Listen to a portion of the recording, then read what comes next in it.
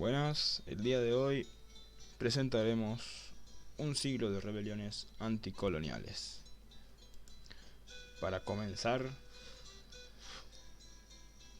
veremos una aproximación a la economía colonial, para así poder entender las causas y medidas que llevaron a las rebeliones iniciadas por Tupac Amaru, continuadas por Tupac Katari. La economía colonial contaba con tres principales bases económicas. Estas eran la minería,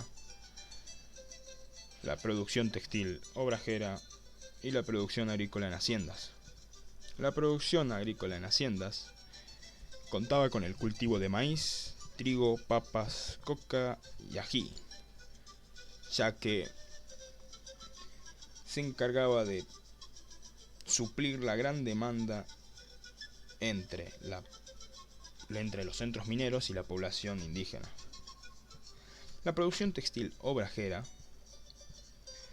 abastecía al mercado interno circundante, lo que garantizó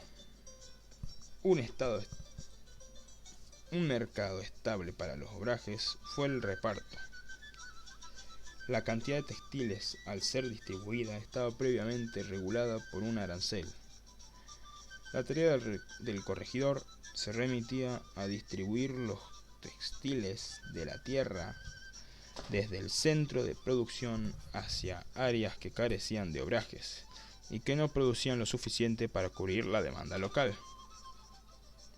No es ninguna casualidad que todas las revueltas registradas en los obrajes tuvieran lugar luego de la legalización del reparto, ya que los trabajadores se encontraron también bajo la presión para incrementar la producción textil y poder cumplir con la cuota fijada por el arancel. Por último, la minería, considerado el nervio económico que mantenía en funcionamiento al virreinato. ¿Por qué así? ¿Por qué así?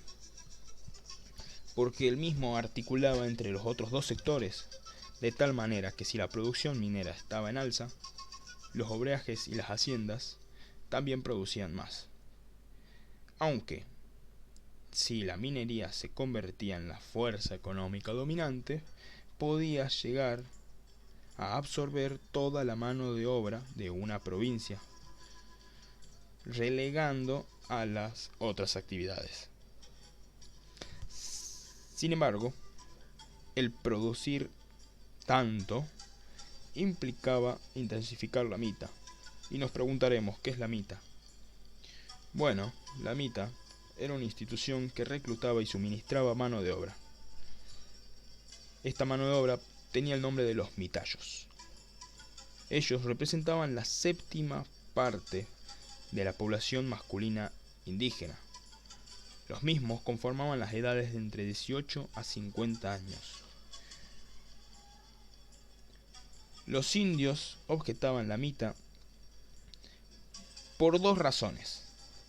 Se oponían a ser obligados a realizar un trabajo al cual no estaban acostumbrados, y porque al ser mitayos eran acompañados por toda su familia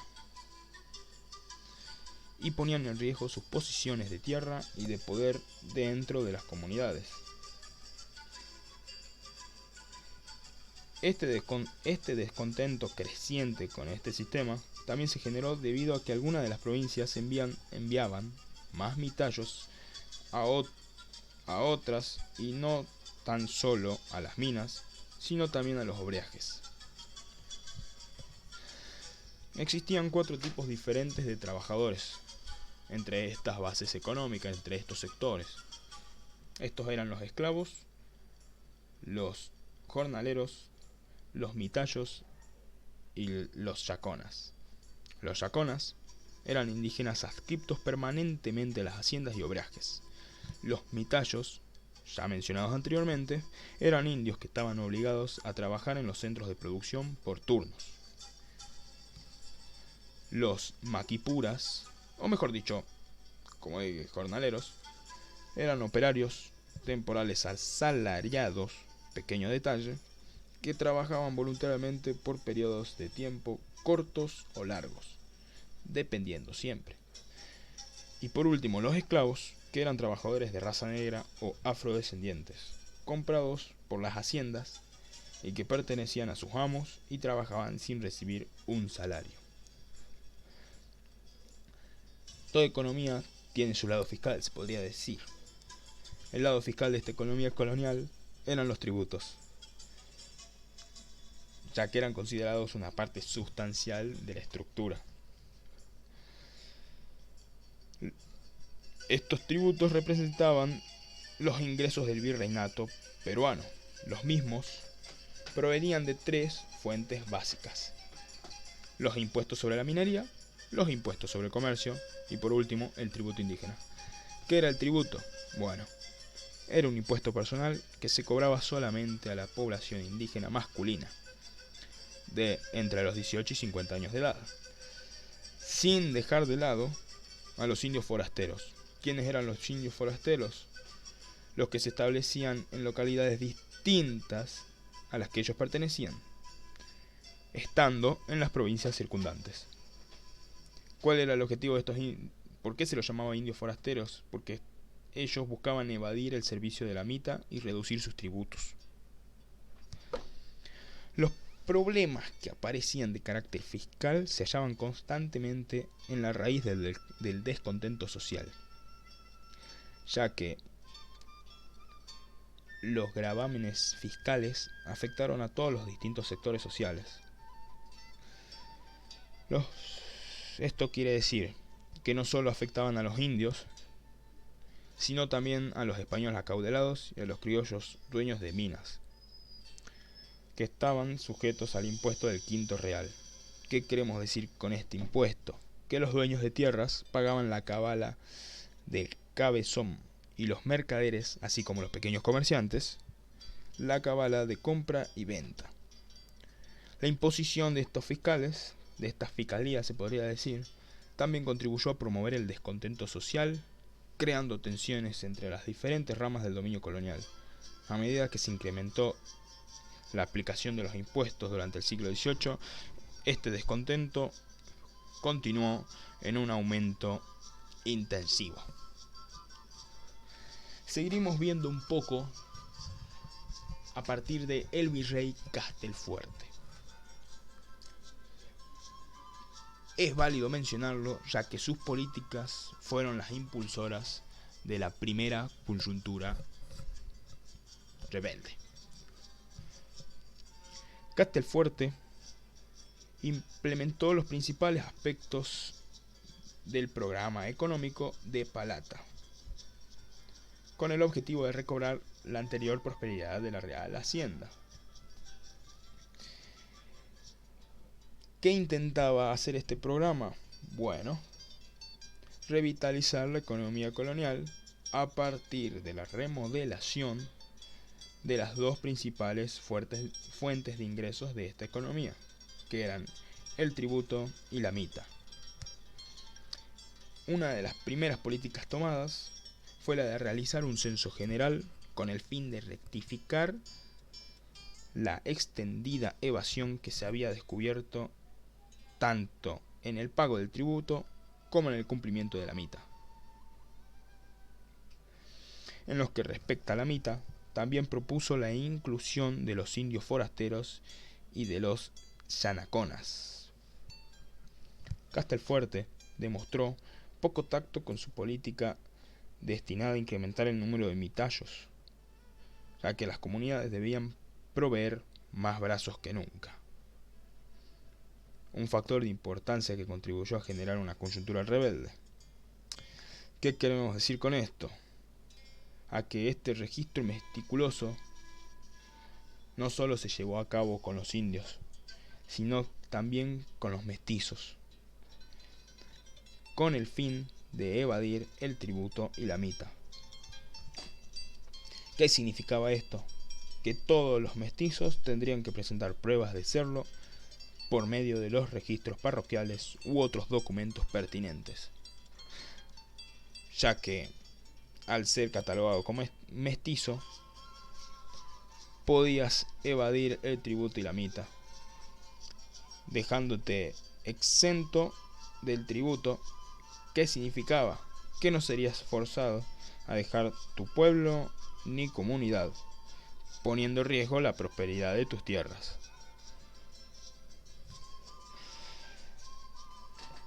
Las revisitas de Castelfuerte fueron otra de las políticas que más impacto tuvo, ya que terminaron siendo particularmente severas y contribuían a fomentar la intranquilidad entre todos los sectores de la población colonial. Los indios estaban en contra de la revisita, porque ETA los registraba sistemáticamente a fin de incrementar el número de ellos sujetos al tributo y a la mita. Yaconas y forasteros participaron en las revueltas, probablemente debido a que los intentos de este programa para someterlos a la mita minera y al pago del tributo fueron reforzados por las políticas de Castelfuerte. Gran detalle, los mestizos jugaron un rol muy decisivo en los disturbios, puesto que el virrey había instruido a sus oficiales para registrarlos con especial meticulosidad. No se iban a escapar tan fuerte de estos impuestos, de esta mita y de estos tributos. Gracias a todas estas pequeñas cosas que se fueron dando, todas estas antecedentes, causas, se da lo que conoceríamos como la primera coyuntura rebelde, que se ve reflejada en dos principales rebeliones. La primera, en 1730, en Cotabambas y Cochabamba. Estos movimientos tuvieron su origen en la revisita llevada a cabo por los funcionarios de Castelfuerte con el propósito de hacer un censo de la población indígena y mestiza y de reorganizar la cuota de la mita. La segunda se dio en 1739, siendo el primer intento por establecer una alianza entre criollos, indios y mestizos. La conspiración fue encabezada por Vélez de Córdoba, un criollo, que decía: soy nieto del rey Inga y tengo el derecho a alzarme y coronarme en Cusco, y así poder levantarme contra los españoles.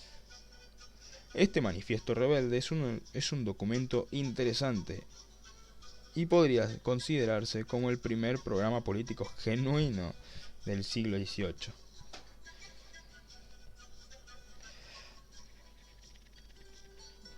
Quedando claro y dejando caer un poco más que las políticas de revisita de Castelfuerte provocaron un extendido resentimiento entre la población mestiza luego de 1750, cuando la corona adoptó una política de discriminación. El malestar se ahondó y los mestizos recurrieron a la conspiración y la rebelión en 1756, misma que fue sancionada por la corona, siguiendo el paso y tomando por las autoridades para disminuir el estatus de la población mestiza. Es decir, que por su participación en estas rebeliones, los mestizos pagaron un precio y fueron relegados en su estatus social. Seguiremos por el reparto. El reparto o repartimiento fue otro factor generando repetidos conflictos entre corregidores, curas y un acercamiento entre indios y mestizos contra su común enemigo, el corregidor. Fue diseñado para involucrar al corregidor dentro de la estructura colonial asignándole un papel clave en la producción local y en la distribución regional de bienes nativos e importados. El reparto reforzó el poder del corregidor al darle la oportunidad de controlar la fuerza laboral y la producción local, así como la distribución regional de mercancías. Las fricciones entre los corregidores y curas se intensificaron, ya que el reparto llegó a perjudicar al clero. Ambos rivalizaban por el trabajo y el excedente campesino, ya que esto significaba más plata para un lado o para el otro. Esto se debe a que el clero también jugaba un rol comercial, reteniendo el excedente y las propiedades personales de aquellos campesinos que mostraban estar imposibilitados de pagar las ceremonias regionales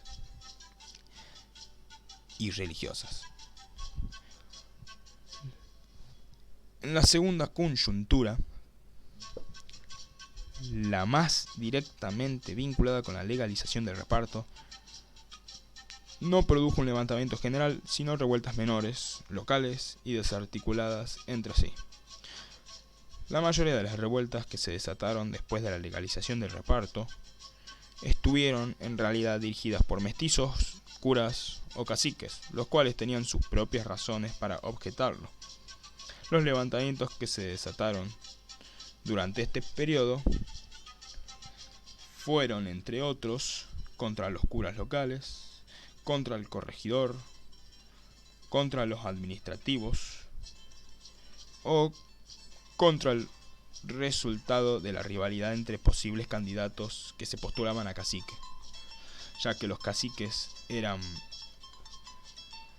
elegidos en parte por las poblaciones indígenas y en otras por la corona. Para entender un poco más cómo se estalló la principal rebelión, se podría decir, vamos a explicar un poco las reformas borbónicas. Las reformas borbónicas implicaban cambios en el impuesto de la alcábala, así como el establecimiento de las aduanas, medidas que fueron implementadas como parte de estas reformas, que imprimieron de hecho el ímpetu inicial que culminó en el estallido de la Gran Rebelión. Pero antes de hablar de eso, sigamos un poco más con las reformas borbónicas.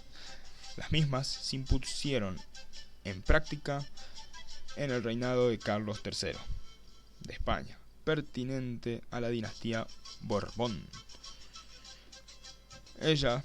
Ellas buscaban incrementar los ingresos de la Real Hacienda mediante la reforma de varias ramas del tesoro.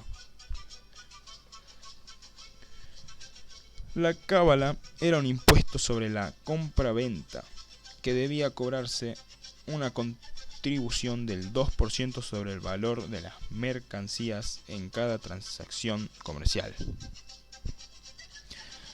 Los ingresos por concepto de alcábala se incrementaron más rápidamente que en otras, debido a que con el establecimiento de las aduanas, la recaudación directa de los tributos comenzó a reemplazar al arrendamiento a terceros.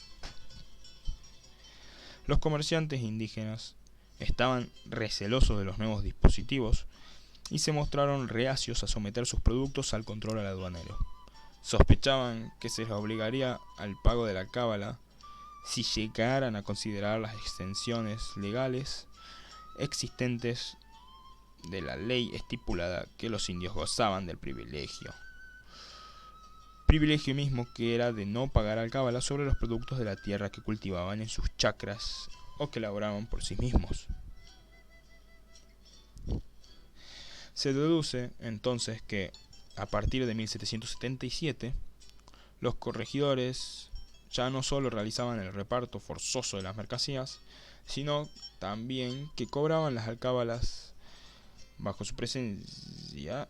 Estuvo en conflicto directo no solo con los intereses económicos de los campesinos indígenas aquejados por el reparto, sino también con los propietarios de las tierras y comerciantes mestizos y criollos, a quienes afectaba la recaudación del nuevo impuesto en cuestión. ¿Qué queremos decir con esto? De que ya se empieza a denotar de forma extensiva, como no solo afectaba en gran medida a los indígenas, sino que ya empieza a afectar progresivamente y en aumento a los mestizos y a los criollos, cosa que significó en el incremento del descontento social. Veremos ahora la Gran Rebelión.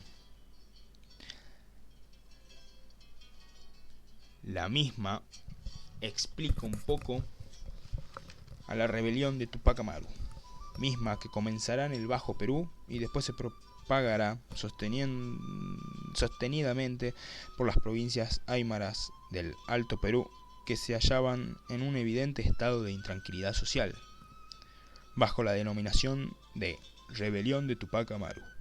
Se podía distinguir dos fenómenos diferentes. En primer lugar, la rebelión encabezada por el cacique Tupac Amaru y sus parientes cercanos. Y en segundo lugar, los numerosos levantamientos paralelos que, apoyándose en el nombre de Tupac Amaru, coexistieron en la misma coyuntura rebelde. Esta rebelión de Tupac Amaru atravesó dos fases.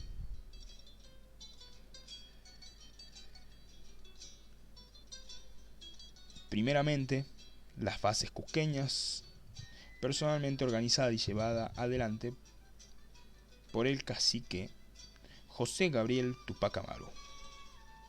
La segunda fase se inició luego de la captura del cacique, en donde las riendas del movimiento fueron tomadas por otros miembros de la familia Tupac Amaru, para articularse más tarde con los rebeldes del Alto Perú, encabezados por el jefe aymara Julián Apaza Tupac Atari.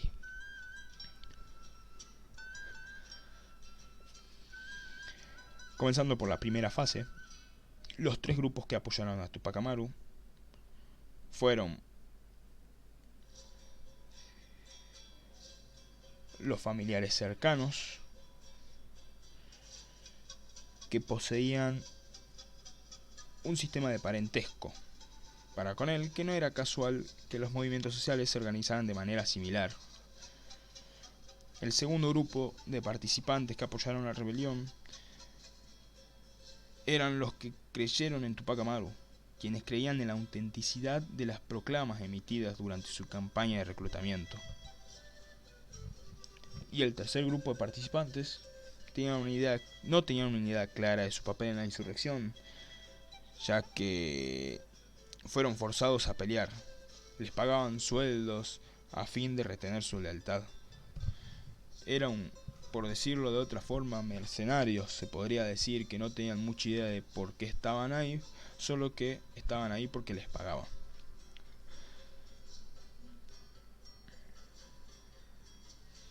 Una característica a tener en cuenta de este ejército rebelde es que se constituyó sobre una estructura elitista, es decir, criollos y mestizos que conformaron el liderazgo militar, siendo que los indios fueron relegados a la categoría de soldados rasos. La discriminación contra la población afrodescendiente o de raza negra seguía prevaleciendo dentro del movimiento, ya que la tarea de cocinar para las tropas fue designada a ellos.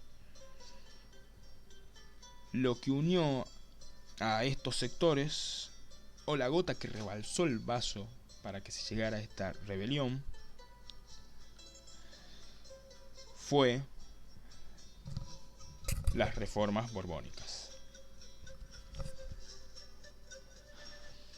Muchos criollos se ocuparon en labores estratégicas dentro del movimiento, ya que pudo haber influenciado las medidas económicas adoptadas por Tupac Amaru, que respondían más a las demandas coyunturales de los criollos que a la de los indios.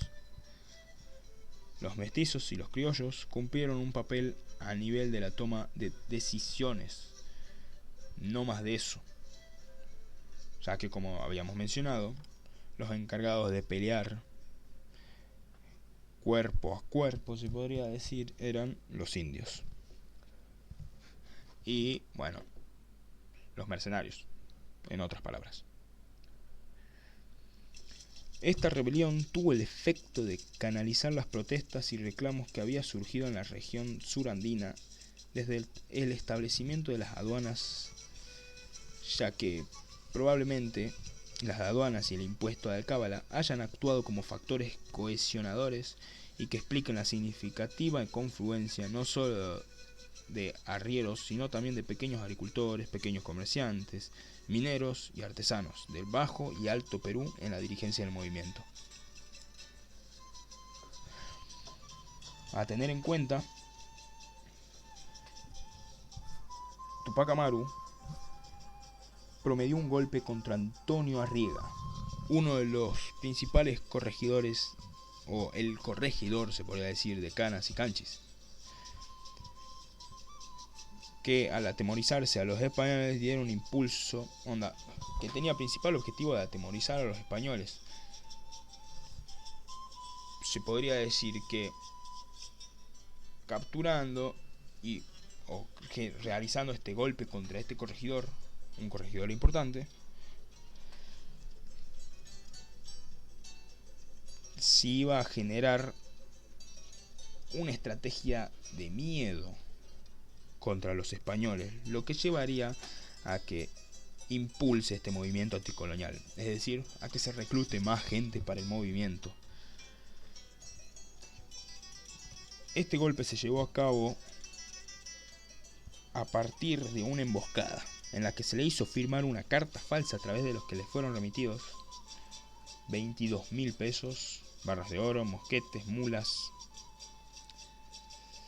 gracias a los cuales se comenzó a dar sustento económico a su alzamiento, aunque conseguiría más abastecimiento al confiscar productos y propiedades de otros corregidores. Tupac Amaru se movilizó por áreas rurales, logrando muchos adeptos, principalmente entre los indios y mestizos, pero también de algunos criollos. A finales de febrero de 1781, las autoridades españolas comenzaron a operar una ventaja y Tupac Amaru y su familia fueron capturados el 6 de abril. Un detalle antes de continuar es que el destino del corregidor Arriaga fue el de ser ahorcado en público, teniendo como resultado una mayor participación de la gente en estas revueltas. Como seguíamos, Tupac Amaru y su familia fueron capturados el 6 de abril de 1781. Semanas siguientes fue sentenciado a muerte y fue forzado a ver la ejecución de sus familiares más cercanos, sus hijos y su esposa. Más tarde se le intentó descuartizar vivo atando cada una de sus extremidades a sendos caballos de manera infructuosa. Finalmente optaron por decapitarlo y posteriormente despedazarlo. Más tarde, el virrey, en modo de mensaje, mandó a repartir las partes de Tupac Amaru en los pueblos que apoyaban la rebelión, para así intimidar posibles rebeliones o insurrecciones futuras.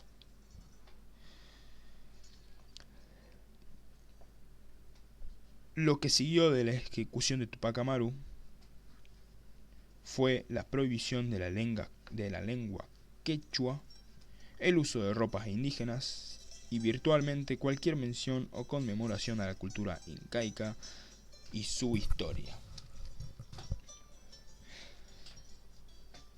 Así es como termina Tupac Amaru,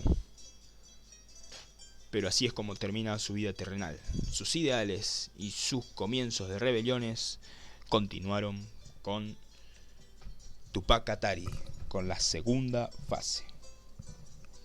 La misma fue llevada a cabo y apoyada por masas de indígenas de las provincias, principalmente de Larecaja Sica, Amasuyus y Pacajes. El Alto Perú se encontraba convulsionado por los disturbios que habían tenido lugar a inicios de 1780 contra las aduanas de La Paz y Cochabamba. Este descontento se intensificó y llevó a que ese mismo año, en la provincia de Cayatanta, estallara una nueva rebelión encabezada por el ya mencionado Tupac Katari. Él, junto con los caciques de Pocoata y Macha, lideró una revuelta con el fin de dar muerte al cacique intruso Florencio Lupa, quien venía perpetrando abusos en las comunidades locales. Esta acción llevó a un nuevo arresto de Katari, lo cual alentó a la violencia indígena a que se desencadenara contra los españoles. La protesta, entre comillas, de Tomás Katari estuvo dirigida principalmente contra el tributo y la mita minera, que explica la fuerte participación indígena en el levantamiento. Tupac Katari tuvo el mismo fin que Tupac Amaru, ya que murió en enero de 1781.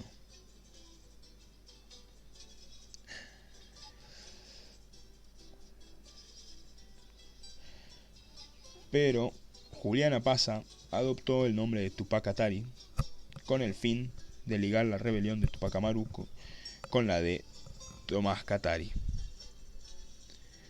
Unió ambos nombres y continuó con las luchas. A Pazza, o mejor conocido como el Tupac Katari, hablaba aymara, conocía el territorio y tenía contactos personales en el Alto Perú, ya que él era un comerciante indígena y consecuentemente tenía considerable movilidad geográfica.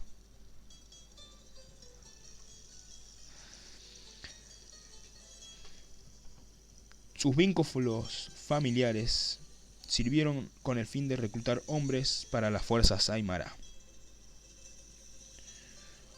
Los que tomaron el liderazgo de la rebelión fueron propuestos por las comunidades, ya que tuvo que contar con las comunidades locales y aseguró con su colaboración promoviendo las elecciones de representantes comunales comisionados para respaldarlo.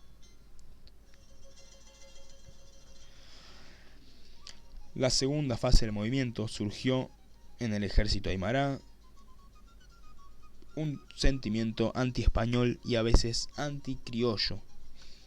El incremento de la participación de negros y mulatos durante la segunda fase del movimiento se materializó en un decreto que abolía la esclavitud, característica a tener en cuenta ya que en la primera fase no existía esta abolición o este decreto, se podría decir. Era algo que se obviaba. El desarrollo de esta rebelión se llevó con los rebeldes asediando la ciudad de La Paz desde el 13 de marzo de 1781 durante 199 días sin éxito, debido a que la resistencia y el apoyo de tropas mandadas desde Buenos Aires era más de lo que esta resistencia esperaba. En ese contexto, el virrey Agustín de Joarangui aprovechó la baja moral de los rebeldes para ofrecer amnistía a los que se rindieran, lo cual dio muchos frutos, incluyendo a algunos de los líderes. Tupac Katari fue uno de los pocos que no aceptaron la amnistía y se dirigió a Achacachi para reorganizar sus fuerzas dispersas. Lamentablemente fue traicionado por algunos de sus seguidores y apresado por los españoles en la noche del 9 de noviembre de 1781, acabando así con las rebeliones anticolonialistas. Bueno, espero que esto haya servido a algunos y dejaremos por acá el video. Muchas gracias por verlo y hasta la próxima. Chau.